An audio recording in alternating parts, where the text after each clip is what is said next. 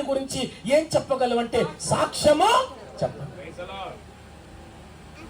నీ ఆత్మీయ జీవితం ఎంతవరకు వెలుగుతుంది అనేది నీ క్రియలే నీ విషయమై నీ నోటి సాక్ష్యం ద్వారా ఏం చేయగలవంటే చెప్పగ.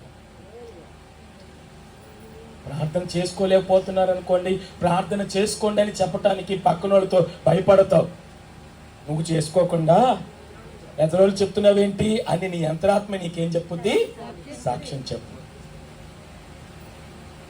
ఈరోజు ప్రార్థించే విశ్వాసిగా ఉండాలా? ఈరోజు దేవుని పని చేసే విశ్వాసిగా ఉండాలా? ఈరోజు దేవుని కొరకు సాక్ష్యం ఇచ్చే విశ్వాసిగా ఉండాలా? ఈరోజు వాక్య ప్రకారం నడిచే విశ్వాసిగా ఉండాలా? ఈరోజు ఇతరుల ఎదుట ఒక మాదిరి కలిగిన విశ్వాసిగా నీవు ఉండాలి. అలా ఉండి చూడండి, మీరు కూడా కౌరవ కుమారులు చెప్పినట్టుగా దుప్పి నీటి వాగుల కొరకు ఆశపడినట్లు మీ ప్రాణం కూడా దేవుని కొరకు ఏం చేస్తుందంటే ఆశ. ఎందుకని 7-9 ఏమని చదువుకున్నాం? ఏలయనగా ఆశ గల ప్రాణమును ఆయన ఏం చేస్తాడు? తృప్తి. నీ ఆశని ఏం చేస్తాడు? తృప్తి పరుస్తాడు. హల్లెలూయా.